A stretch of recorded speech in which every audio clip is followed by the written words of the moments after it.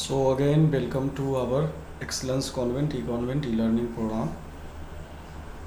So today we are going to learn about force and pressure. This is the video of continuation of the previous class for force and pressure. So हम लोग आज पढ़ेंगे balanced force, unbalanced force और धीरे धीरे आगे करके देखते हैं क्या क्या होता है एग्जैक्टली।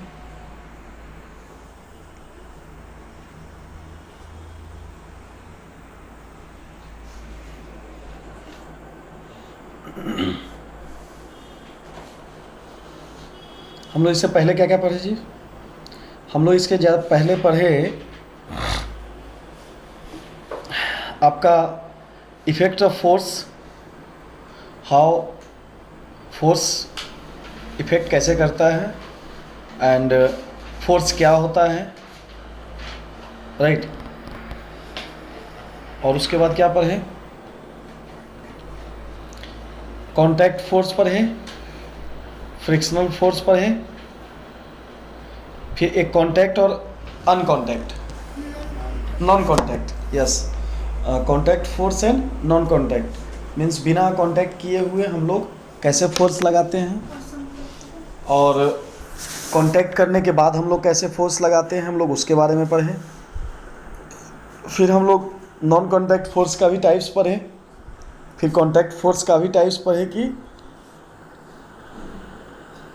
बिना कांटेक्ट किए हुए हम लोग कैसे कैसे फोर्स लगाते हैं। तो हम लोग ये सब सारा चीज़ नॉन कांटेक्ट फोर्स में भी हम लोग पढ़े। मैग्नेटिक फोर्स हुआ, इलेक्ट्रोमैग्नेटिक फोर्स हुआ, ग्रेविटेशनल फोर्स हुआ, ये सब सारा चीज़ हम लोग नॉन कांटेक्ट फोर्स में पढ़े।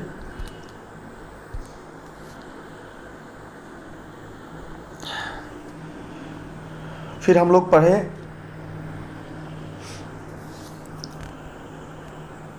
कि कंडीशन ऑफ फोर्स हमारा कैसे वर्क करता है।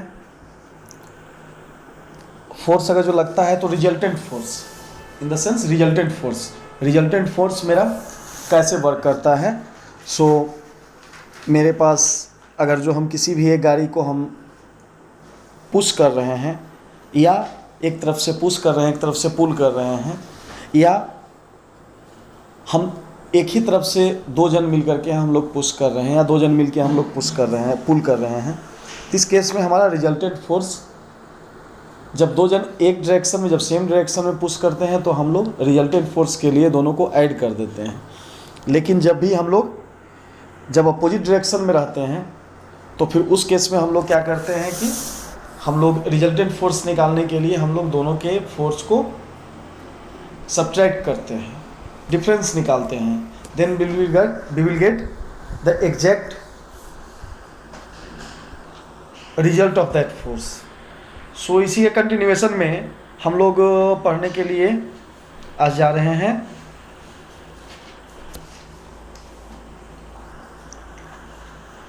इसी फोर्स में हम लोग पढ़ने के लिए जा रहे हैं कि we are having two types of force, that is a balanced force and unbalanced force. Balanced force क्या होता है? बैलेंस्ड फोर्स क्या होता है?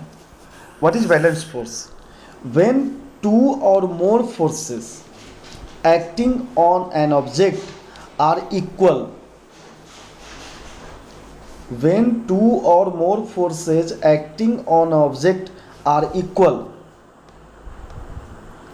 and cancel out each other, these are called balanced force. Means मैं इधर से फोर्स लगा रहा हूँ 5 न्यूटन का, और एक इधर से भी फोर्स लगा रहे हैं 5 न्यूटन का, तो क्या हुआ रिजल्टेंट मेरा हुआ 0, and 0 is your balanced force. Resultant force जो मेरा 0 आया वो हमारा बैलेंस्ड फोर्स हुआ। लेकिन रिजल्टेंट 0 होगा तो हमारा वर्क डन कुछ नहीं हुआ, मीन्स रिजल्ट ही 0 आया, हमारा वर्क डन नहीं हो सकता है उसमें कुछ, हम लोग उसमें कुछ वर्क कर नहीं पाएंगे। हम लोग उसके लिए अलग अलग करते हैं। किसी भी चीज़ का हमें यूज करने का होता है, जैसे आज के समय में बहुत सारे फ्लाईओवर बन रहे हैं, पुल बन रहे हैं। उसका क्या होता है, हम लोग क्या करते हैं, एक पिलर हम लोग यहाँ देते हैं, है ना, एक पिलर हम लोग यहाँ देते हैं, बीच में हम लोग क्या करते हैं, इसको पुलिया बनाते हैं, फ्लाईओवर बनाते हैं। बीच में नदी है, उसके ऊपर से तो हम लोग क्या करते हैं, ये बहुत ही ऊंचा बनाते हैं इसको, और यहाँ से हम लोग बीच में क्या करते हैं, इसको ज्वाइंट बनाते हैं, और यहाँ से हम लोग ऊपर से इस ज्वाइंट को लोहे के स्टील रॉड के द्वारा इसको हम इधर का टानते हैं, ऊपर का, ठीक है, साइड से। जिससे क्या होता है, जो मेरा ग्रेविटेशनल फोर्स जो मेरा नीचे पड़ते रहता है, क्योंकि अगर जो हम मकान बनाते हैं तो मेरा ग्रेविटेशनल फोर्स नीचे की ओर हमारा अर्थ अट्रैक्ट करता है, लेकिन जब हम लोग ऊपर से इसको खींचते हैं तो उस केस में क्या होगा, जब हम ऊपर एक टावर बना दिए दोनों साइड में, और टावर बनाकर और इसको हम खींच रहे हैं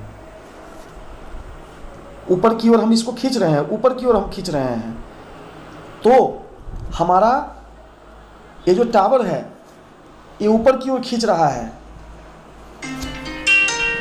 और हमारा जो ग्रेविटेशनल फोर्स है वो नीचे की ओर खींच रहा है। ग्रेविटेशनल फोर्स है जो मेरा नीचे की ओर खींच रहा है, और हम लोग का यही कोशिश रहता है कि ग्रेविटेशनल फोर्स नीचे की ओर खींचे, वो तो खींचेगा ही, और हम लोग साइड में लगाकर पिलर्स और ऊपर की ओर खींचे रस्सी से, लोहे के रस्सी से, जिससे कि क्या होता है, आपका जो फ्लाईओवर है, आपकी जो पुलिया है, उसमें बैलेंस्ड फोर्स लगता है, जिस कारण से वो जो फ्लाईओवर है उसका लाइफ बढ़ जाता है, और वो बीच में केवल लटकता रहता है, उस पर जोर नहीं लगता है ज़्यादा, उस पर वो नीचे की ओर टूटने का उसे संभावना बहुत ही कम रहती है उसमें। आप देखिए, आपके आसपास में पटना जाते हैं तो देखिए, पटना जंक्शन के जस्ट पास में जो पहले चिड़ियाघर पुल था, अब देखिए उस चिड़ियाघर पुल में भी यही मैकेनिज्म यूज किया है। आप देखते हैं, आप सुनते हैं नाम हावड़ा ब्रिज, हावड़ा ब्रिज में भी यही मैकेनिज्म यूज किया हुआ है। बीच इतना लंबा सा वहाँ पे पुल बना हुआ है हावड़ा ब्रिज, जो कि गंगा नदी में बीच में एक भी पिलर्स नहीं है, एक पिलर्स गंगा नदी के उस पार और एक पिलर इस पार, और कितने सालों से चल रहा है, और आज भी बहुत बेहतर है, और उसका फ्यूचर भी बहुत बेहतर देखा जा रहा है। वहाँ भी बैलेंस्ड फोर्स को यूज़ किया जा रहा है। This is all about your real estate engineering, जो हम लोग करते हैं, सिविल इंजीनियरिंग जो हम लोग करते हैं, इन फ्यूचर जाकर जो हम लोग इंजीनियरिंग पढ़ते हैं तो उसमें जो सिविल इंजीनियरिंग पढ़ते हैं उसमें यही सब चीज़ पढ़ने का है। तो बैलेंस्ड फोर्स को हम कहाँ यूज कर सकते हैं उसको देखते हैं। इसमें भी आपका एक एग्जाम्पल दिया हुआ है। सो हम लोग क्या करते हैं कि जो मेरा नेट फोर्स है, net force acting on an object is equal to 0, so the object is neither at rest, इधर और रेस्ट और इन मूविंग यूनिफॉर्मली, मीन्स वो या तो मूव करेगा तो मूव करते रहेगा, नहीं तो रेस्ट है तो रेस्ट में रहेगा, तो रेस्ट में ही वो रहेगा, वो कभी भी इधर उधर नहीं हो सकता है, वहाँ बैलेंस्ड फोर्स रहता है। ठीक है, इसका आपको एग्जांपल दिया है, the weight of a pot is balanced, the weight of a pot is balanced by the upward force और the tension of the rock, so the net force acting on the flower pot is 0। ये आपको क्या कह रहा है इस example में, देखिए एक आपका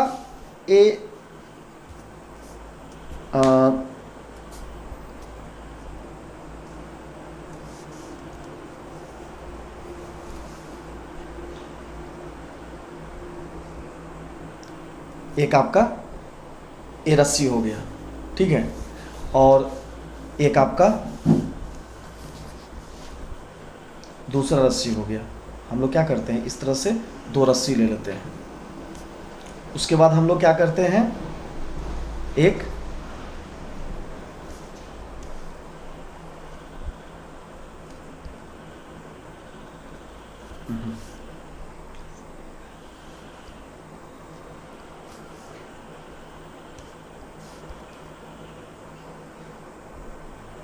दो रस्सी इस तरह से हम लोग टान लेते हैं। उसके बाद हम लोग क्या करते हैं कि यहाँ पे क्या करते हैं, एक हम लोग फ्लावर पॉट यहाँ पे लगाते हैं। हम लोग यहाँ पे एक फ्लावर पॉट इस तरह से फंसा देते हैं और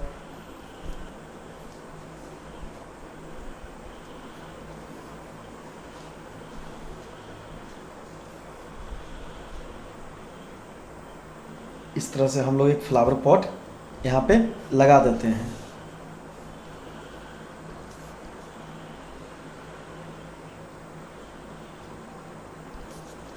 एक हम फ्लावर पॉट यहाँ पे लटका दिए, ठीक है।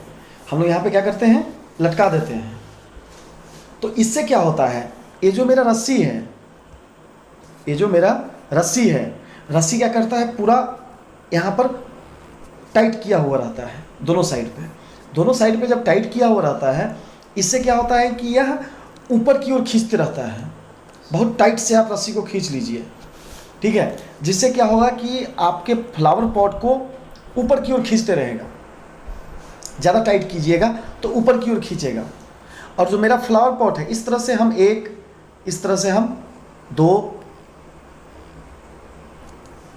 3, हम ढेर सारा फ्लावर पॉट यहाँ पे हम लटका दिए। तो सारा फ्लावर पॉट का जो गमला आपका होता है फ्लावर पॉट, तो इसको हम लटका दिए और यहाँ पे जब टाइट करेंगे रस्सी को, तो रस्सी आपका ऊपर की ओर खींचेगा, ठीक है, और गमला आपका नीचे की ओर खींचेगा, क्योंकि ग्रेविटेशनल फोर्स के कारण गमला नीचे की ओर खींचेगा।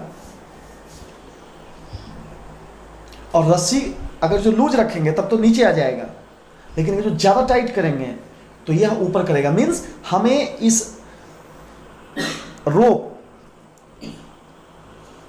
और ये जो मेरा इसका ग्रेविटेशनल फोर्स है, इस दोनों को हमें बैलेंस करना होगा। मीन्स ग्रेविटेशनल फोर्स जो मेरा नीचे की ओर खींच रहा है और रस्सी का जो स्ट्रेंथ है, इसको हम लोग जो टाइट कर दिए, इस रोप का जो स्ट्रेंथ है, इसको जो हम लोग टाइट कर दिए हैं, तो ये क्या करेगा, इसका स्ट्रेंथ जो है ये ऊपर की ओर खींचेगा।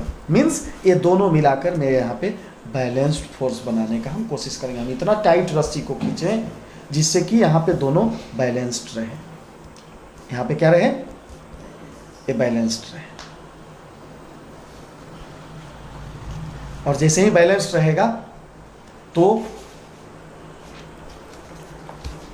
ये कभी भी मेरा गमला नीचे नहीं आएगा और गमला पे भार भी नहीं रहेगा ज़्यादा, और ये मेरा टिकाऊ ज़्यादा रहेगा, ज़्यादा दिन तक मेरा ये चलते रहेगा। इसी के बारे में आपको ये बता रहा है ये फर्स्ट एग्जाम्पल। सर मुझे लगता है आप लोगों को समझ में आया होगा, ठीक है। अब देखिए, जनरली आप कभी कभी क्या करते हैं कि ले लेते हैं रस्सी, एक धागा ले लेते हैं, है ना, धागा ले लेते हैं और उसमें पहले एक आता था, क्या बोलता है, हवा टाइप का लगता था, उसको हम क्या बोल सकते हैं आप लोग, हाँ घिरनी, घिरनी, एग्जैक्टली घिरनी। वो क्या होता था, घिरनी क्या होता था, घिरनी जो था वो क्या था, घिरनी ऐसा था, ठीक है। और इसमें क्या होता था, 2 छेद रहता था, 2 यहाँ पे होल रहता था। इसमें से क्या करते थे हम लोग, ये धागा को निकाल देते थे, धागा को हम लोग इससे निकाल देते थे, इसके अंदर से धागा को हम लोग क्या करते थे, निकाल देते थे। और इधर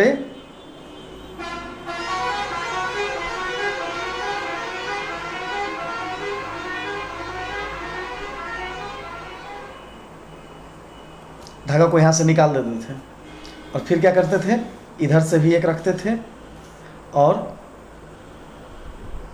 यहाँ से भी हम लोग धागा को इसको निकाल देते थे, दोनों तरफ से निकाल देते थे और इसको यहाँ पे जोड़ देते थे। ये जुड़ा हुआ रहता था, ये क्या है आपका, ये जुड़ा हुआ रहता था, इधर से भी जुड़ा हुआ रहता था। हम लोग क्या करते हैं, इसको फिंगर में फंसा लिए, अपने फिंगर में फंसा लिए, ऐसे क्या करते थे, पूरा घुमाते थे। तो जब लूज होता है, जब ये मेरा स्ट्रेंथ, जो मेरा रस्सी का जो स्ट्रेंथ है, जब लूज होता है तो क्या होता था, नीचे आ जाता था। और जैसे ही हम इसको घुमाते थे थोड़ा सा, और उसके बाद जब इसका स्ट्रेंथ हम ज़्यादा देते थे तो ये घूमने लगता था और उस पर जोर नहीं पड़ता था, वो ऊपर चला जाता था, ऑटोमेटिकली वो ऊपर चला जाएगा। जो आपका ये मिठाई होता था, घिरनी जो होता था, ये खा भी जाते थे लास्ट में। जब ये लास्ट में घर्षण करते करते जब ये टूट जाता था तो हम लोग इसको खा जाते थे। तो यह भी एक बहुत बेहतर एग्जाम्पल है बैलेंस्ड फोर्स का। हम लोग बैलेंस्ड फोर्स को हम लोग वहाँ पे देखते थे, और जैसे ही उसको हम करते हैं तो बैलेंस के कारण, जब बैलेंस बनाता है तो ऊपर चला जाता है, और जैसे ही बैलेंस कम होता है बस वो नीचे, अनबैलेंस होता है बस नीचे आ जाता है, ग्रेविटेशनल फोर्स को नीचे कर लेता है। तो क्या है, ये रोप का टाइटनिंग इतना ज़्यादा होता है जिससे कि आपका वो स्ट्रेंथ आता है रस्सी में। हम लोग रस्सी को स्ट्रेंथ बनाते हैं और वो देखिए वो सीधा हो जाता है, ऊपर आ जाता है। तो हम आपको इसी का एग्जाम्पल बता रहे थे, ठीक है। तो इसमें भी होता है, ये भी आपका बैलेंस्ड फोर्स का एग्जाम्पल है, बैलेंस्ड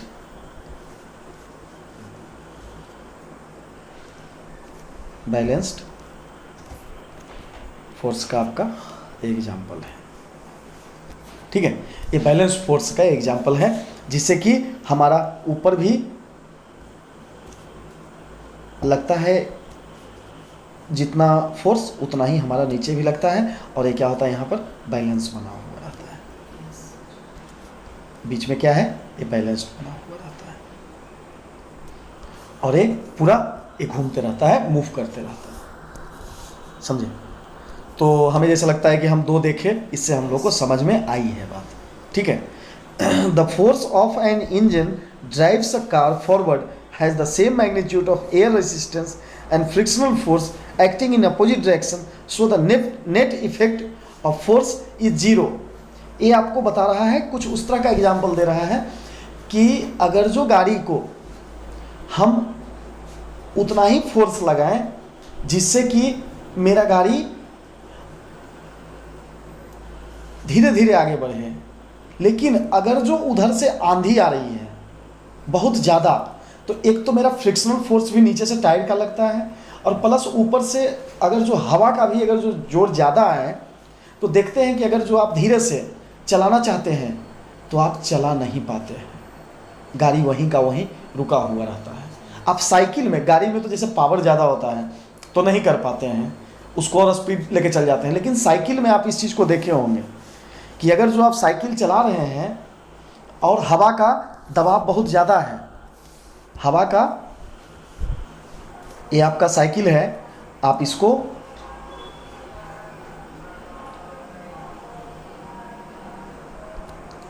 इसको चला रहे हैं, ठीक है।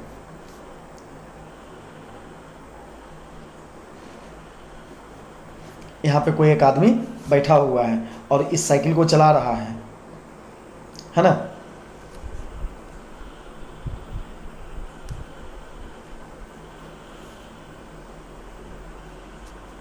ये आदमी यहाँ पर से चला रहा है इस साइकिल को, इधर से पकड़े हुए है आदमी, है इस तरह से साइकिल को चला रहा है। लेकिन अगर जो हवा का फ्लो इधर से ज़्यादा है और यहाँ जो आपका फ्रिक्शनल फोर्स है, जो यहाँ पे आपका फ्रिक्शनल फोर्स है,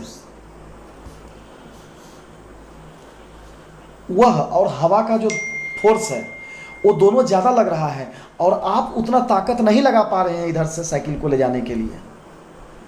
जितना ताकत लगा रहे हैं वो आपके लिए, उसके लिए काफ़ी नहीं है, तो आप चला नहीं पाते हैं। आपका लगभग ये साइकिल यहीं का यहीं अटका हुआ रह जाता है, आप बढ़ा नहीं पाते हैं, जो यहाँ पे है यहीं पे आपका साइकिल अटका हुआ रह जाएगा।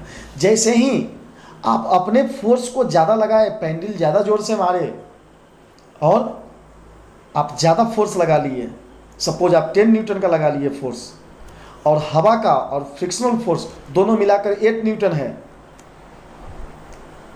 तो आपका साइकिल इस साइड का मूव कर जाएगा, तो फिर आप इस साइड में मूव कर जाइएगा। अदरवाइज आप वहीं पर बैलेंस्ड का बैलेंस बना हुआ है। यही आपको कार में समझाया है, तो कार में समझने में हो सकती है थोड़ी सी परेशानी होगी, लेकिन आप साइकिल में प्रैक्टिकली भी समझ सकते हैं, ठीक है, कि बैलेंस्ड फोर्स क्या होता है। और similar to unbalanced force, unbalanced force भी आपका वही है कि जैसे ही आपका अनबैलेंस हुआ, ज़्यादा एक तरफ से फोर्स लगा, या हवा का ही प्रेशर ज़्यादा है, मीन्स फोर्स ज़्यादा है, तो हो सकता है कि आपको साइकिल को पूरा आपको पीछे की ओर ढकेल देगा, आप आगे बढ़ ही नहीं पाइएगा। अब बहुत बार ऐसा होता है, साइकिल बेचारा चला रहा था, अब वो चल नहीं पा रहा है, धीरे धीरे ज़्यादा हवा चल रहा है, और उसके बाद पता चला कि साइकिल बेचारा रोड पर से नीचे उड़ गया। तो यह भी एक अनबैलेंस्ड फोर्स का एग्जाम्पल है, ठीक है। तो मेनली अगर जो हम इसको समझें balanced force and unbalanced force, तो देखिए बैलेंस्ड फोर्स और अनबैलेंस्ड फोर्स को इसमें आपको बताया है थोड़ा सा कि इस तरह का कैसे बैलेंस्ड फोर्स रहता है और कैसे मेरा अनबैलेंस्ड फोर्स काम करता है, ठीक है। आपको दिखा रहा है कि यह जो लड़का है आपका स्केटिंग कर रहा है, दोनों पैर से, दो जो पैर है, एक तरफ 100 न्यूटन का लगा रहा है, एक तरफ 100 न्यूटन का लगा रहा है, ठीक है। तो बैलेंस होकर ये चल रहा है और आगे भी बढ़ रहा है, ठीक है। जैसे ही एक तरफ 80 होगा और एक तरफ 100 होगा, या जिधर भी कम ज़्यादा होगा, तो ये धड़ाम से नीचे गिर जाएगा, ठीक है। तो ये बैलेंस्ड फोर्स का आपका एग्जाम्पल है, इसी को हम लोग बैलेंस्ड फोर्स कहते हैं। तो इस तरह का बहुत सारा एग्जाम्पल है, आप जिस तरह का भी आप एग्जाम्पल लें। आपका चेयर ही है, आप चेयर पे यहाँ पे देखिए जो है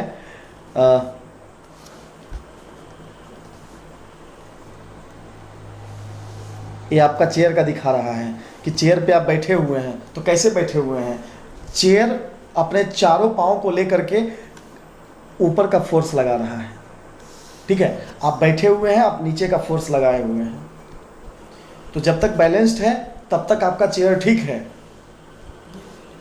जैसे ही आपका वजन ज़्यादा हो जाएगा तो क्या होगा, धड़ाम सा नीचे गिर जाइएगा। आपका अगर जो वेट ज़्यादा है या कुछ भी है, चेयर उतना बैलेंस नहीं कर पा रहा है, तो आप अनबैलेंस होकर नीचे गिर जाइएगा और कुर्सी तोड़ आप वहाँ पे हो जाइएगा, ठीक है। तो ये आपका बैलेंस फोर्स के बारे में बता रहा है। ये देखिए आपका अनबैलेंस्ड फोर्स के बारे में आपको बता रहा है कि अनबैलेंस्ड फोर्स आपका क्या है। देखिए अनबैलेंस्ड फोर्स क्या है, यही टग ऑफ वार, जिसको हम लोग टग ऑफ वार बोल रहे थे, ये क्या है, ये टग ऑफ वार है, ठीक है। एक इधर खींच रहा है, एक इधर की ओर खींच रहा है। एक 30 न्यूटन का, अगर जो दोनों 50-50 न्यूटन का लगा रहा है तब तो बीच में रहेगा, लेकिन जैसे ही एक 30 न्यूटन का लगाएगा और एक 50 न्यूटन का लगाएगा, तो इधर की 50 की तरफ खींच लेगा, पुल कर लेगा, इसको टग ऑफ वार बोलते हैं। देखिए आपको बता रहा है कि ये जो आपका ऊपर चिड़िया जो उड़ते रहती है, तो क्या होता है, वो भी बैलेंस करके उड़ते रहती हैं चिड़िया। वो जो उनका जो पंख होता है, पंख से वो बैलेंस करते रहती हैं, बैलेंस बनाते रहती हैं ऊपर जाने के लिए या ऊपर स्थिर रहने के लिए। जैसे ही ग्रेविटेशनल फोर्स ज़्यादा हो गया और जो ऊपर बनाने के लिए जो बना रही हैं चिड़िया उड़ने के लिए, वो आपका कम हो गया, 16 न्यूटन हो गया, तो चिड़िया वो नीचे गिरना शुरू हो जाएगी। तो यही बैलेंस्ड फोर्स का ही एक बहुत बड़ा एग्जाम्पल आपका एरोप्लेन भी है। आपका क्या है, एरोप्लेन भी। एरोप्लेन भी आपका ऐसे ही चलता है, बैलेंस्ड फोर्स बना के ही ऊपर चलता है, ठीक है। देखिए आपको मिसाइल का दिखा रहा है, तो मिसाइल का आप ऊपर कैसे जाइएगा, तो आप अनबैलेंस्ड फोर्स में जाइएगा, तब जाके आप ऊपर जा सकते हैं। और ऊपर जाकर एरोप्लेन में क्या है, ऊपर जाने के बाद क्या होता है, वो स्थिर हो जाता है, बस केवल आगे बढ़ते रहता है, तो उस समय बैलेंस्ड फोर्स अपना बनाए हुए रखता है। जब नीचे से ऊपर जाता है उस समय अनबैलेंस बनाता है, मीन्स ग्रेविटेशनल फोर्स से बहुत ज़्यादा फोर्स बनाता है, ज़्यादा करता है, तब जाकर के वो ऊपर जा पाता है, नहीं तो ग्रेविटेशनल फोर्स उसको नीचे खींच लेता है। और जब इंजन खराब हो जाती है एरोप्लेन की तो क्या होते हैं, वो अपना फोर्स बना नहीं पाता है ऊपर रहने के लिए, और ग्रेविटेशनल फोर्स उसको नीचे की ओर खींच लेता है और धड़ाम सा वो नीचे गिर जाता है। उसको बोलते हैं कि एरोप्लेन क्रैश हो गया। तो इसी चीज़ के बारे में आपको बताया है। अब देखिए यहाँ पे दिखा रहा है आपको, यहाँ पे इसको दिखा रहा है, अनबैलेंस्ड फोर्स का दिखा रहा है कि इस साइड से 2 बल लग रहा है, एक 4 न्यूटन का और एक 4 न्यूटन का, तो टोटल हुआ 8 न्यूटन का एक फोर्स लगा। और इस साइड जो फोर्स लग रहा है वो ओनली 3 न्यूटन का फोर्स लग रहा है। तो इधर 3 और इधर 8 ज़्यादा राइट साइड है, तो ये मूव करेगा राइट साइड को, गाड़ी लेफ्ट साइड को मूव नहीं करेगा। तो यही सब आपका एग्जाम्पल है, आप लोग इस चीज़ को बेहतर ढंग से समझे हैं। तो आपका बैलेंस्ड फोर्स और अनबैलेंस्ड फोर्स का एक बहुत ही बेहतर एग्जाम्पल आपको यहाँ पे भी दिया हुआ है कि बैलेंस्ड फोर्स क्या होता है और अनबैलेंस्ड फोर्स क्या होता है।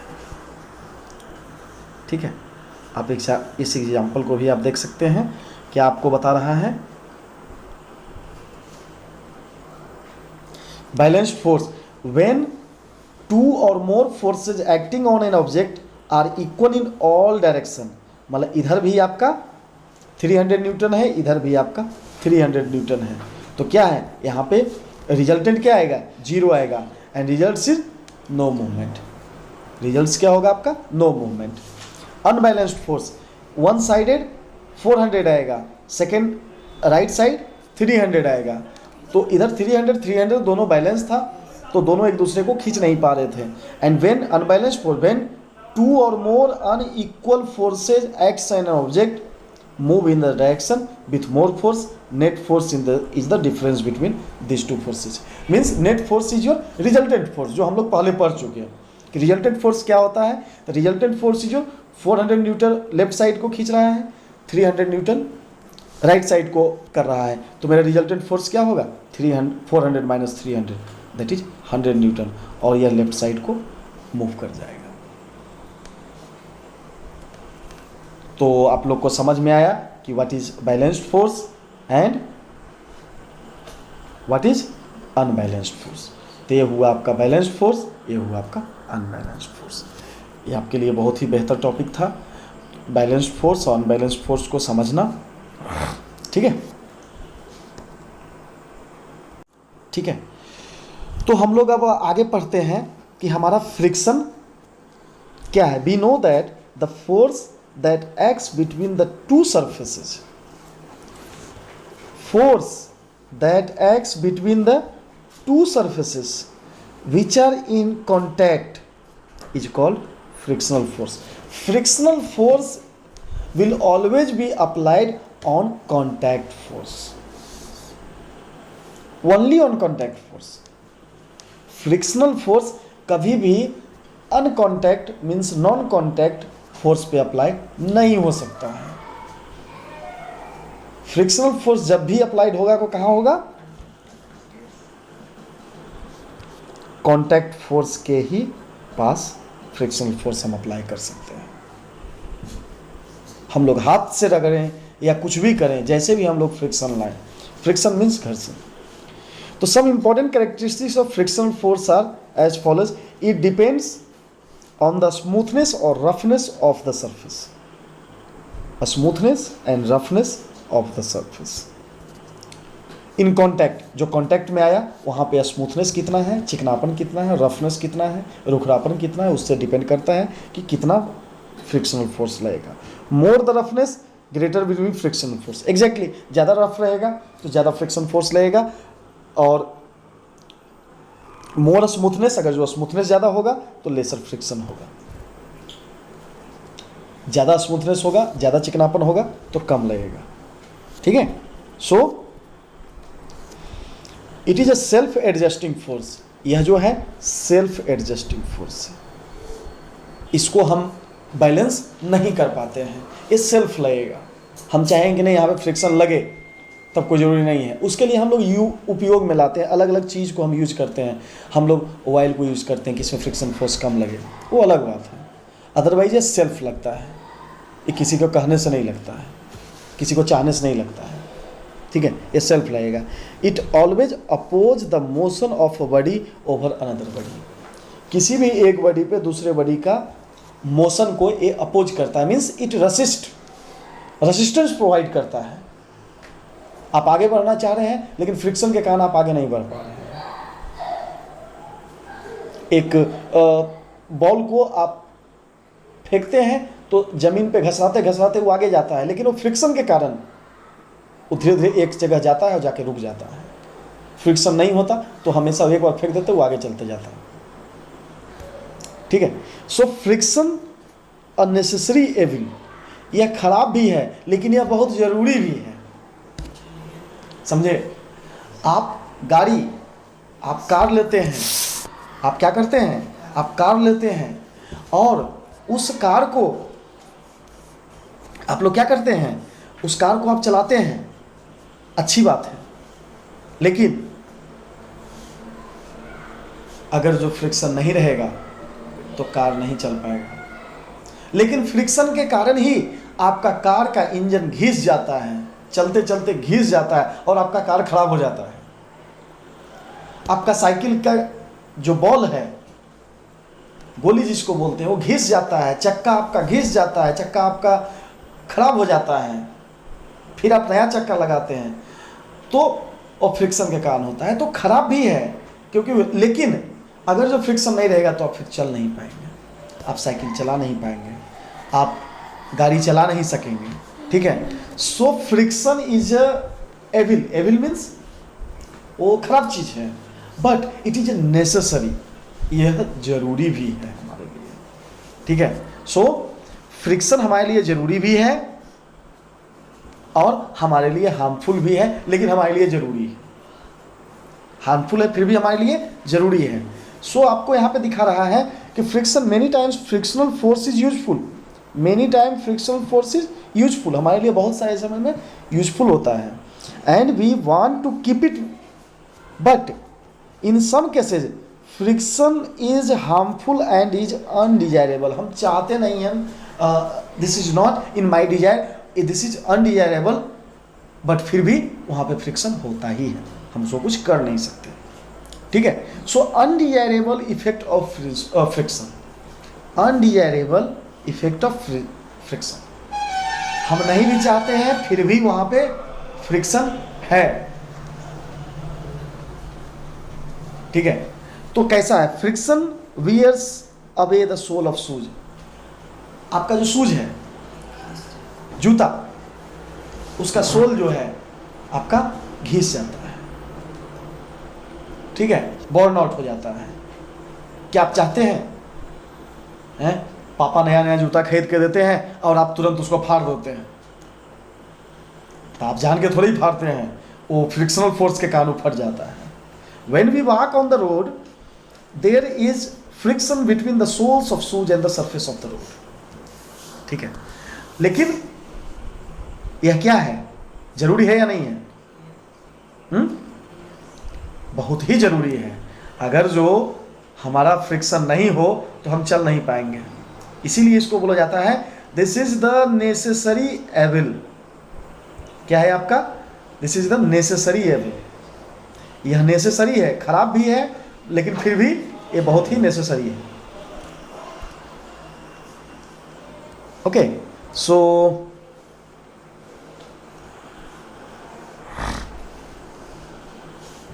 आपको और भी बहुत कुछ बता रहा है, आपको ये बहुत कुछ और भी बता रहा है, और हम लोग समझते हैं कि हमारे लिए क्या क्या ये क्यों फ़ायदा है और क्या है नहीं है, हम लोग सब कुछ देखते हैं, ठीक है। So gradually due to friction the sole of our shoes wear out, similar is the case with the tyre of vehicles on the road.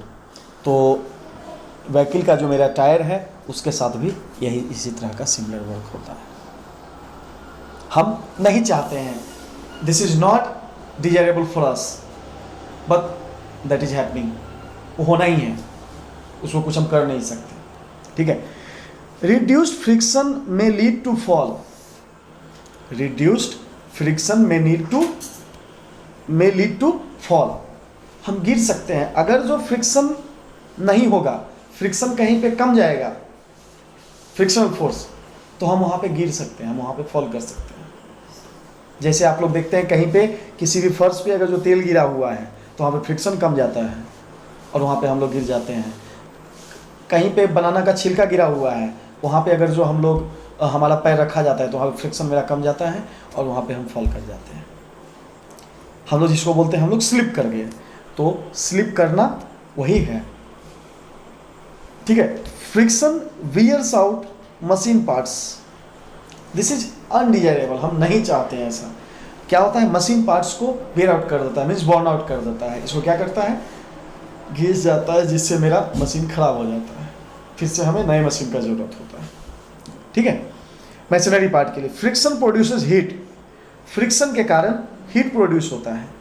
अगर जो आपको विश्वास नहीं है कि हीट प्रोड्यूस होता है कि नहीं होता है, तो तुरंत आप देख लीजिए, तुरंत आप अपने हैंड को रब कीजिए, देखिए 15 से 20 बार आप रब कीजिए बढ़िया से।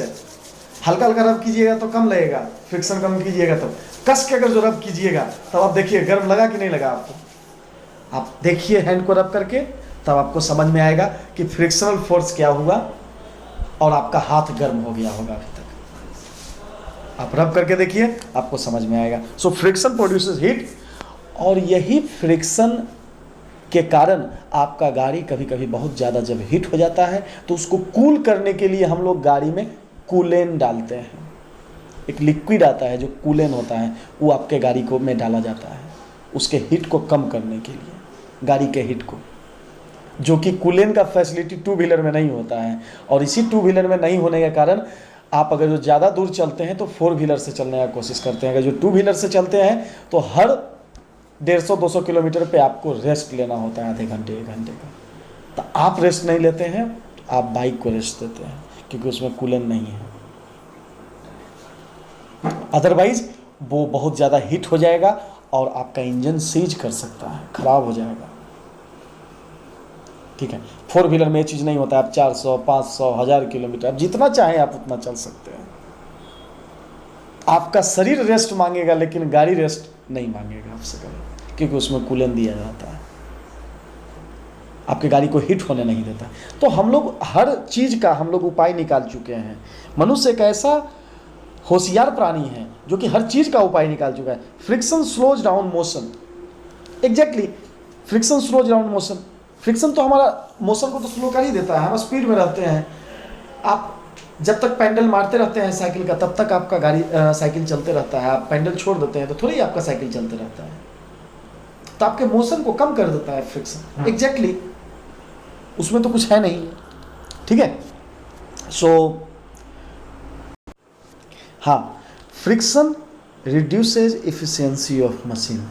मशीन का जो इफिशियंसी होता है, मीन्स उसका जो क्षमता होता है, मशीन का क्षमता को फ्रिक्शन रिड्यूस करता है, कम करता है। अगर जो कोई भी आपका बैरिंग है, बैरिंग आप देखिए तो बैरिंग 50,000 राउंड मारेगा या 5 लाख या 50 लाख या 5 करोड़ राउंड मार सकता है, लेकिन फ्रिक्शन के कारण उसका जो बैरिंग के अंदर जो बॉल होता है वो क्या होता है, वो घिस जाता है और आपका मशीन काम करना बंद कर देता है। इसलिए हम लोग उसमें क्या करते हैं, फ्रिक्शन को लेस करने के लिए हम लोग क्या करते हैं, उसमें ग्रीस डालते हैं, मोबिल डालते हैं, जिससे कि वाइली रहने से उसमें फ्रिक्शन कम होगा और ज़्यादा चलेगा। अगर जो नॉर्मली अगर जो 5 करोड़ चलेगा, 5 करोड़ राउंड अगर जो घूमेगा, तो अगर जो उसमें हम मोबिल और ग्रीस बेहतर ढंग से हर हमेशा सर्विसिंग कराते रहेंगे, नया नया मोबिल उसमें डालते रहेंगे, तो 5 करोड़ क्या हो सकता है 5,000 करोड़ राउंड वो चले, और चलता ही है। इसीलिए हम लोग बार बार गाड़ी का सर्विसिंग कराते रहते हैं। आपके घर में कोई इंजन है तो उसका भी आप बार बार सर्विसिंग कराते रहते हैं और आप उसको उसके एफिशिएंसी को इम्प्रूव करते रहते हैं। सो आपका अनडिजायरेबल फ्रिक्शन हम नहीं चाहते हैं, फिर भी हमारे पास ये फ्रिक्शन हमें इस तरह का घाटा देते रहता है। लेकिन हमारे पास कुछ डिजायरेबल इफेक्ट ऑफ फ्रिक्शन भी है। हम चाहते हैं ऐसा कि मेरे साथ हो, means this is the desire of our self. Means मनुष्य क्या, मैन का डिजायर होता है कि नहीं फ्रिक्शन होना ही चाहिए, अगर जो फ्रिक्शन नहीं होगा तो दिक्कत हो जाएगा। तो उसके लिए क्या क्या है, friction enable us to write and draw on paper. अगर जो फ्रिक्शन नहीं हो तो हम लोग लिख नहीं सकते, we could not write, we could not draw anything on paper. तो फ्रिक्शन के कारण ही हम लोग लिख पाते हैं, नहीं तो हमारा इंक जैसे के तैसे हो जाता है और हम लोग अच्छे अच्छे शब्द को बढ़िया बढ़िया से सजा कर लिखते हैं, just due to friction. Friction enables us to burn a matchstick। आप जो सलाई आप जलाते हैं, तो अगर जो फ्रिक्शन नहीं होगा तो आप मैचस्टिक को बर्न नहीं कर सकते। Friction enables us to cut the wood with saw। आप जो आरी से, सौ से हम लकड़ी को काटते हैं, वो आप काट नहीं पाएंगे। कैंची से हम पेपर को काटते हैं, हम कपड़े को काटते हैं, जो फ्रिक्शन नहीं होगा तो आप कैंची को काट नहीं सकिएगा, कपड़े को काट नहीं सकिएगा, आप लकड़ी को काट नहीं सकिएगा। So all this things are the desirable effect of friction. हम लोग ऐसा चाहते हैं कि ऐसा हो, अगर जो ऐसा नहीं होगा तो फिर मेरे साथ परेशानी होने लगेगी। ठीक है। So friction enable us to walk without slipping. हम लोग स्लिप नहीं करते हैं और हम लोग वॉक करते रहते हैं, हम लोग टहलते रहते हैं, जस्ट बिकॉज ऑफ फ्रिक्शन। ठीक है, मेरा सोल वॉर्न आउट होता है, बट हम लोग वॉक कर सकते हैं। अगर जो हम लोग टहले नहीं, हम लोग मीन्स हम लोग पैदल नहीं चल सकेंगे, तो बोलिए आपका जीवन क्या होगा? आपका जीवन बस फिर वही डिसेबल्ड पर्सन के जैसा हो जाएगा, आप चल ही नहीं पाइएगा कहीं। फ्रिक्शन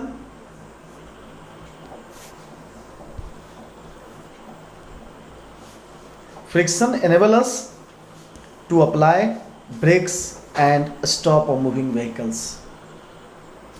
ठीक है। सो अगर जो फ्रिक्शन है, इसी कारण से हम लोग क्या करते हैं, हम गाड़ी से चल पाते हैं और हम उसका ब्रेक भी लगा पाते हैं। अब सोचिए आपके पास सामने आ गया कोई और आप ब्रेक नहीं लगा पाए, तब क्या होगा? फिर तो आपका भी और अगले का भी हैप्पी बर्थडे बन जाएगा जी, है कि नहीं? इसलिए हमारे लिए फ्रिक्शन भी जरूरी है। All this are example of desirable friction. हमारा ये डिजायर है कि मीन्स हमारा ये चाहत है कि यह फ्रिक्शन होना ही चाहिए, अदरवाइज जितना भी हम लोग बात में डिस्कस किए उस सारा का सारा नहीं कर पाएंगे। ठीक है। So now we are going to study about types of friction. Friction कितने तरह का होता है? तो हम लोग पढ़ते हैं static friction, rolling friction, sliding friction. क्या क्या हम लोग पढ़े? Static friction, rolling friction and sliding friction. ठीक है। तो स्टैटिक मीन्स क्या होगा,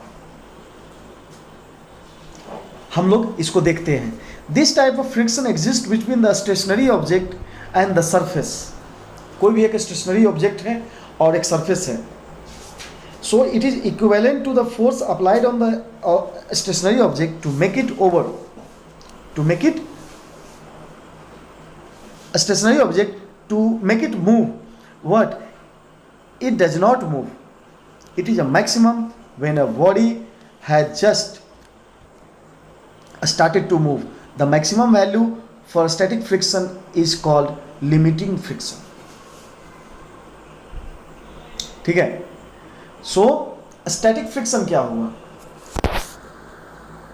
हमारा ये टेबल है, ये टेबल यहीं पे रखा हुआ है, अगर जो यहाँ पे फ्रिक्शन नहीं लगता तो मेरा, मैं इस टेबल को यहाँ पे रखता, मेरा ये टेबल यहाँ से खिसक कर कहीं और चला जाता। तो अगर जो यहाँ फ्रिक्शन नहीं लगता तो ये हो जाता। हम यहाँ बैठे हुए हैं, तो हम यहाँ बैठे हुए हैं तो मेरा एक स्टैटिक फ्रिक्शन है। हम खड़े हैं तो मेरा स्टैटिक फ्रिक्शन के कारण हम खड़े हैं। अगर जो हम यहाँ बैठे, अगर जो आप जाइए आइस के पास, आइस जहाँ पे है वहाँ पे आप जब थोड़ा बैठ के दिखाइए, तो आप बैठिएगा क्या, आप यहाँ से वहाँ चल जाइएगा, एक स्थान से दूसरे स्थान पे चले जाइएगा। तो ये फ्रिक्शन जहाँ पे स्टैटिक है, किसी भी वस्तु को हम रख दिए और वो वहीं पे है, not in movement position, move नहीं कर रहा है, just due to friction, so this is called static friction. ठीक है। Rolling friction, so maximum value of static friction is called limiting friction. Limiting friction भी हमारा क्या हुआ कि जितना लिमिटिंग फ्रिक्शन क्या हुआ कि हमें इतना ही फ्रिक्शन लगना है जिससे कि हमारा वहाँ मैं स्टैटिक रह सकूँ। अगर जो उससे ज़्यादा है या कम है तो फिर वो स्टैटिक फ्रिक्शन, मेरा लिमिट नहीं रहा, वो लिमिटिंग फ्रिक्शन नहीं हुआ। The other to types of friction existing between the moving object and the surface. ठीक है, हम आगे जो देख रहे हैं वो रोलिंग फ्रिक्शन है और स्लाइडिंग फ्रिक्शन है। दिस टाइप रोलिंग फ्रिक्शन क्या है? This type of friction exist between the rolling object and the surface. जहाँ रोल कर रहा है मीन्स घूम रहा है, वहाँ पे जो फ्रिक्शन अप्लाइड हो रहा है उसको हम लोग रोलिंग फ्रिक्शन कहते हैं। एक जहाँ पे स्टैटिक रूप में रखा हुआ है केवल, तो हुआ static friction, there are no any movement. Rolling friction means वो घूम रहा है, रोल कर रहा है, वहाँ पे भी फ्रिक्शन अप्लाइड हो रहा है। And other is your sliding friction, when friction exist between the sliding object and the surface, it is called sliding friction. कोई भी चीज स्लाइड कर रहा है और वहां जो फ्रिक्शन अप्लाइड हो रहा है, that is your sliding friction. ठीक है। So it is equivalent to the minimum force applied to make a body just slide over the surface. So इसमें इतना ही मुझे फोर्स अप्लाई करना है जिससे कि वह सरफेस पे इजीली स्लाइड कर जाए। हम लोग का स्लाइड ऐसे नहीं होता। आप देखिए बहुत सारा जगह आपका जो खिड़की लगाते हैं तो स्लाइडिंग विंडो भी बहुत जगह लगता है, आप इधर से उधर स्लाइड कर देते हैं। अगर जो स्लाइड वो बेहतर ढंग से नहीं कर पाता है, जैसे आप देखते हैं बस के खिड़की में जो शीशा रहता है उसको क्या करते हैं, इतना उसमें हम फोर्स लगाते हैं जिससे कि वो स्लाइड हो जा सकता है, एक जगह से दूसरी जगह पे खिसक जाता है। लेकिन कहीं पे और स्पीड से हमें स्लाइड करने का रहता है तो नीचे हम क्या करते हैं, रोलिंग फ्रिक्शन लगा देते हैं, चक्का लगा देते हैं जिससे कि इजीली वो स्लाइड कर जाए। ठीक है, इस तरह से रोलिंग फ्रिक्शन हुआ, स्लाइडिंग फ्रिक्शन हुआ। So the order of magnitude of friction between two surface are as follows. क्या होता है, सबसे ज़्यादा फ्रिक्शन किस में लगता है, स्टैटिक फ्रिक्शन में। ठीक है, उससे कम फ्रिक्शन लगता है स्लाइडिंग फ्रिक्शन में, और सबसे कम फ्रिक्शन होता है रोलिंग फ्रिक्शन में। रोलिंग फ्रिक्शन हमारा सबसे कम रहता है। इसलिए जहाँ भी हमें देखिए रोलिंग फ्रिक्शन हमारा सबसे कम होता है, स्लाइडिंग फ्रिक्शन उससे ज़्यादा होता है, और स्टैटिक फ्रिक्शन, मकान को आप चाहिए यहाँ से वहाँ ले जाने के लिए ले जा पाइएगा, नहीं ले जा पाइएगा क्योंकि यहाँ पे स्टैटिक फ्रिक्शन लग रहा है। स्लाइडिंग फ्रिक्शन है कि आपका सपोज यहाँ पे टेबल रखा हुआ है, उसको आप स्लाइड करके एक जगह से दूसरे जगह खींच के लेके जा भी सकते हैं, तो यहाँ पे कम फ्रिक्शन लगता है। रोलिंग फ्रिक्शन सबसे उसमें कम फ्रिक्शन लगता है। जैसे चक्का हो गया, इसमें आप एक गोल सा लकड़ी का ही चक्का लगा दीजिए, फिर भी आपको ले जाना इजीली हो जाएगा एक जगह से दूसरी जगह पर।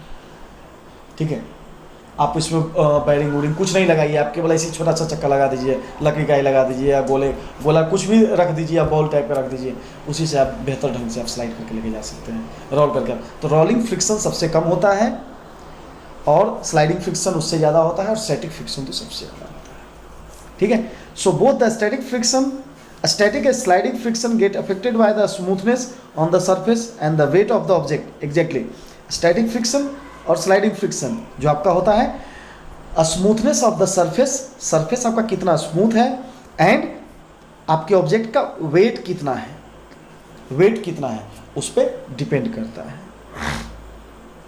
Smooth surface cause less friction, जो स्मूथ सरफेस है लेस फ्रिक्शन काउज करेगा, कारण लेस फ्रिक्शन होगा। Also more is the weight of the object, more will be the friction, ज़्यादा वेट होगा तो फ्रिक्शन ज़्यादा होगा। आप लोग भी समझ रहे हैं, ठीक है। So while these two types of friction do not get affected by the area of the surface in contact. So हम समझ सकते हैं कि यह दो तरह का जो फ्रिक्शन हुआ, सो एरिया कॉन्टैक्ट एरिया जो मेरा है, so contact friction area not get much affected, बहुत ज़्यादा इफेक्ट नहीं करता है, कुछ कुछ अफेक्ट करता है लेकिन बहुत ज़्यादा अफेक्ट नहीं करता है, ठीक है। सो करते हैं। तो इस तरह से हम लोग समझे कि स्टैटिक फ्रिक्शन और मेरा क्या बोलता है, static friction, rolling friction and sliding friction. तो स्लाइडिंग फ्रिक्शन और स्टैटिक फ्रिक्शन हमारे लिए क्या होता है, वो ज़्यादा मेरा फ्रिक्शन मीन्स एरिया पे डिपेंड नहीं करता है, वो मास या वेट पे वो डिपेंड करता है कि अगर जो ज़्यादा वेट है तो फिर हम उसका फ्रिक्शन ज़्यादा लगेगा, ज़्यादा एरिया पे वो डिपेंड केवल नहीं करता है। बहुत बड़ा सा मेरा है, लंबा चौड़ा है, लेकिन अगर जो बहुत हल्का है तो हम उसको ईजिली, उसमें बहुत ही लेस फ्रिक्शन होगा। और अगर जो बहुत छोटा ही है, एरिया बहुत कम है कॉन्टैक्ट एरिया, लेकिन अगर जो बहुत ज़्यादा मास है, बहुत ज़्यादा भारी है, तो फ्रिक्शन बहुत ज़्यादा लगेगा, है कि नहीं। लोहा का एक बहुत बड़ा वस्तु है, उसको हम ईजिली हम सरका नहीं सकते हैं क्योंकि उसमें फ्रिक्शन बहुत ज़्यादा लगेगा। तो मास पे डिपेंड करता है, वो आपको बता रहा है, ठीक है। So now we have to know about methods of increasing friction. What is the method due to which we can increase our friction. हम कभी चाहते हैं कि फ्रिक्शन को हम डिक्रीज करें, लेकिन कभी चाहते हैं कि हम फ्रिक्शन को इंक्रीज करें। तो हम कैसे डिक्रीज कर सकते हैं फ्रिक्शन को, वो भी हम लोग समझे कि ग्रीस लगाकर, मोबिल को यूज करके हम लोग फ्रिक्शन को डिक्रीज करते हैं। हम लोग फ्रिक्शन को इंक्रीज भी करना चाहते हैं, तो हम लोग इंक्रीज कैसे कर सकते हैं। अगर जो आपका जो व्हील है, आपका जो चक्का है, वो नॉर्मल सा ऐसे ही वो रहे, लकड़ी का है या किसी भी लोहे का ही रहे, या आपका रबर का ही है तो ऐसे ही चिकना ही रहे, तो फिर क्या होगा, आप उसको आप उससे जिस तरह से आप डिजायरेबल आप चाह रहे हैं कि हम ब्रेक लगाएं हमारी गाड़ी रुक जाएगी, ये कोई ज़रूरी नहीं है। आप ब्रेक लगाएंगे यहाँ, आपकी गाड़ी रुकेगी 100 मीटर के बाद जाकर, 100 फीट बाद जाकर। तो हम लोग उसको क्या करते हैं, और हम लोग उसमें कटिंग करते हैं ज़्यादा फ्रिक्शन बढ़ाने के लिए। हम लोग क्या करते हैं, टायर में भी कटिंग करते हैं, हम लोग टायर का गोटी बनाते हैं, जिससे कि हम जितना जब चाहेंगे, जब हम चाहें, यहाँ चाहे गाड़ी को रोकना, हम यहाँ रोक देंगे। अगर जो आपके गाड़ी के टायर का जो गोटी होता है वो धीरे धीरे खत्म हो जाता है, तो क्या होता है, स्लिपरी ज़्यादा हो जाता है। आप जा रहे हैं, ब्रेक लगाए, ब्रेक नहीं लगा, ब्रेक नहीं लगा, क्या आपका टायर स्लिपरी हो गया है, चिकना हो गया है, किसी को जाके ठोक दिए या किसी गड्ढा में जाके कूद गया। आपका जो स्लीपर होता है, आप देखिए अपने स्लीपर का एग्जांपल ले लीजिए कि आपका जो स्लीपर होता है, स्लीपर क्या होता है, स्लीपर में आपका गोटी जब तक बना हुआ है तब तक को आप बेहतर ढंग से चलते रहते हैं। जैसे ही उसमें चिकनापन आ जाता है, स्लीपर का जो निचला पार्ट होता है उसमें जैसे ही चिकनापन आ जाता है, गोटी आपका खत्म हो जाता है, तो आप चल रहे हैं, चलते चलते आप स्लिप कर गए, आप गिर गए। वॉशरूम अगर जो स्लीपर को पहन के चल गए तब तो धड़ाम से गिर जाएंगे। तो ये क्या हुआ, हम लोग फ्रिक्शन को इंक्रीज करते हैं। So methods of increasing the friction, ठीक है। So how we can increase our friction and why we are increasing our friction, क्यों हम लोग इस तरह के मेथड को हम लोग क्यों यूज करते हैं। तो आप लोग समझ गए होंगे कि हम लोग किस तरह से हम लोग यूज करते हैं। So moving vehicle on slippery road, हम लोग स्लिपरी रोड पे भी हम लोग अपने व्हीकल को बेहतर ढंग से चला सकें, कीचड़ में भी हम अपने व्हीकल को बेहतर ढंग से चला सकें। नहीं तो थोड़ा सा बरसात होता है, थोड़ा सा पानी आता है, थोड़ा सा कीचड़ होता है, आपका गाड़ी में अगर आपके गाड़ी के चक्के में अगर जो गोटी बेहतर है तब तो आप चल पाइएगा, नहीं अगर जो बेहतर है तो आप गिर जाइएगा। जनरली बरसात से पहले लोग टायर चेंज करवा लेते हैं, जिससे कि हमें बरसात में हमारी गाड़ी बची रहे। ठीक है, सो प्रिवेंट स्लिपिंग और स्किडिंग स्पाइक्स और provided in the shoes of players, है ना। हम लोग क्या करते हैं, प्लेयर्स जो होते हैं, जो एथलीट्स होते हैं, उसके शूज में स्पाइक्स निकाला जाता है, मीन्स कांटा कांटा टाइप का उसके शूज के सोल में निकाला हुआ जाता है, जिससे कि फ्रिक्शन ज़्यादा हो। बर्फ में जो चलता है शूज पहनकर, उसमें भी स्पाइक्स निकला हुआ रहता है, जिससे कि फ्रिक्शन ज़्यादा बने, नहीं तो बैलेंस नहीं बन पाएगा और अगला गिर जाएगा। ठीक है, so spikes are pointed nails which get into the ground and increase friction between the shoes and the ground. Ground और शूज के बीच में फ्रिक्शन ज़्यादा बनाएगा। So this prevents the slipping of players और एथलीट वाइल रनिंग। जब run करते रहता है, दौड़ते रहता है, तो उस समय ये ज़्यादा से ज़्यादा उसे प्रिवेंट कर सके और सही से वो चल सके। Greater friction is required between the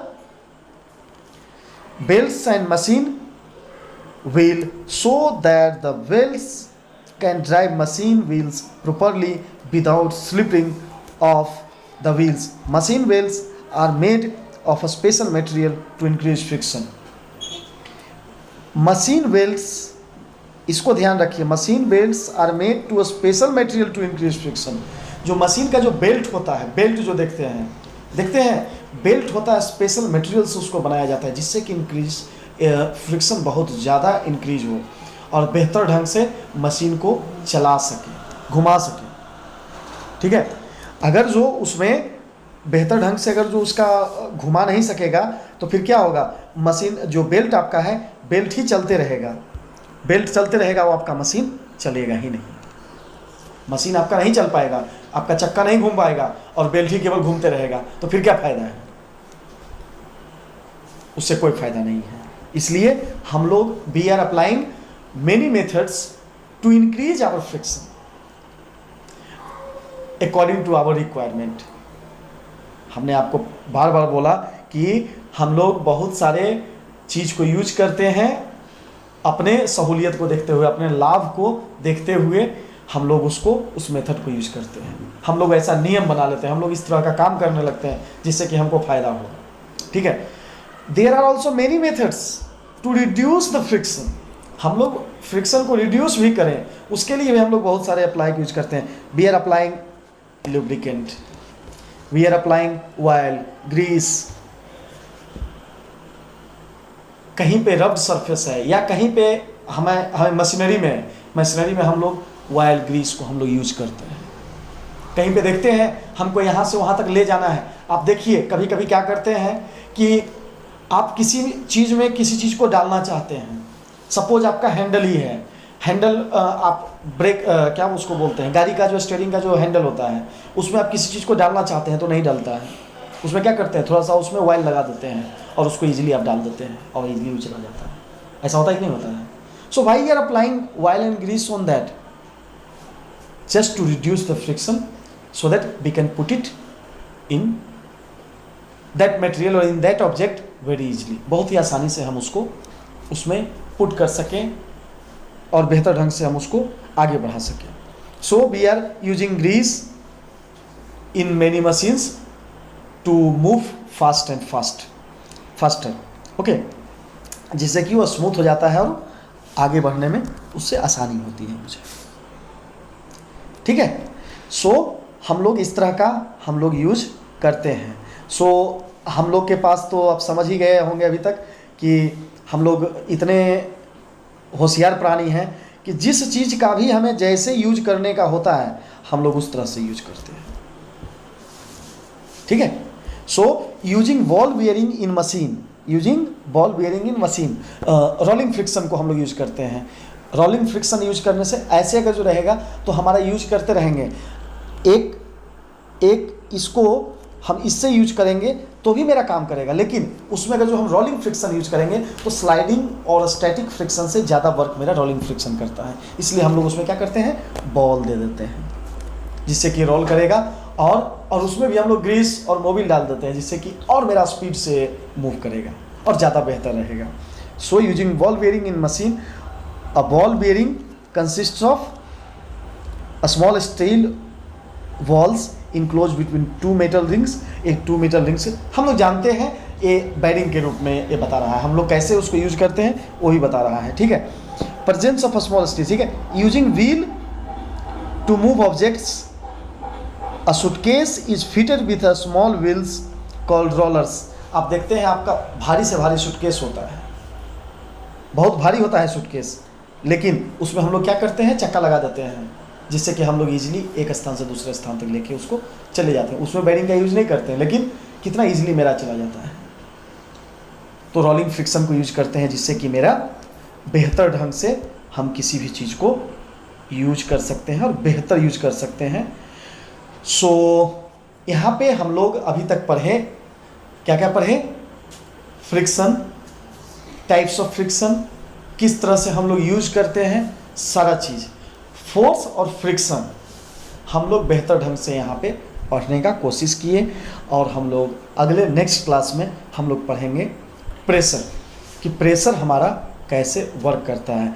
और हम लोग देखेंगे कि प्रेशर, तो प्रेशर इज इक्वल टू होता है force by area. Pressure equal to क्या होता है, फोर्स बाई एरिया। तो फोर्स बाई एरिया ही मेरा प्रेशर बराबर क्यों होता है, इसको हम लोग समझेंगे। और इस तरह से हम लोग जो भी है हम आगे पढ़ेंगे और आगे समझने का कोशिश करेंगे। So thank you.